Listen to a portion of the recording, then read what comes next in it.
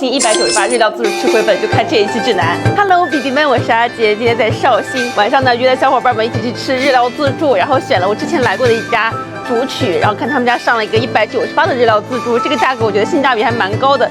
今天带大家看看能吃到些什么，一起去看看吧。198的价格，在主曲这么多菜都是畅吃的。他们家还蛮细心的，就是他们家三文鱼还分厚切和薄切的。那我当然要吃厚切的了。刺身拼盘、金枪鱼、甜虾都安排上。日料自助打开，从刺身拼盘开始，这个刺身拼盘真的好丰富啊，摆盘也是很精致。三文鱼感觉不能用面条形容，因为它真的切的巨厚，还泛着这种银膜，哇，好诱人。金枪鱼的鱼奶真的很厚，特别油润，很细密。粉嫩的金枪鱼配上我们的芥末酱油，芥末酱油真的很甜，金枪鱼的鲜。好吃，北极贝是这种渐变色，配上刺身酱油，脆爽的口感特别独特。吃完了？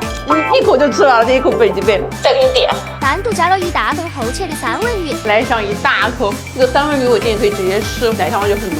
看你吃的好过瘾，好爽啊！真的很过瘾。再来上一筷子三文鱼，这个三文鱼也好厚实，他们家真的太懂我了。把我们的芥末酱油浇上去，谁吃日料自助能不吃三文鱼啊？他们家的三文鱼品质真的很赞，大家来可以要多点一点，这样一大口吃超过瘾。真的很问，这一口就是几块钱啊，就好吃。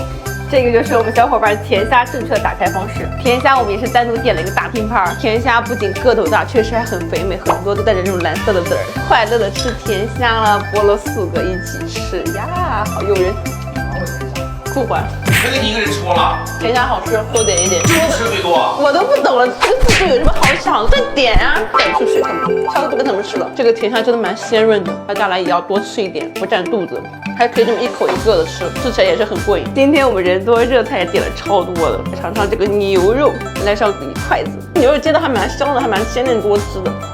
然后再来一个鹅肝，鹅肝的话是特别厚实，里面还加了面包片儿，这是烤的小串儿、鸡胗啊，还有鸡腿肉。哎，你不是吃好了吗？才做起来。我躺一会儿，躺一会儿要继续吃。鸡胗的话就更加紧实一点，还有嚼劲。这个是那种鸡腿肉，也是皮香肉嫩的。吃到最后再来一个寿喜锅收收尾，寿喜锅呢就特别适合吃到后面和朋友一起聊聊天，一起吃，暖和和的，热腾腾的。今天就吃到这里了，下次什么好吃推荐一下吗？拜拜。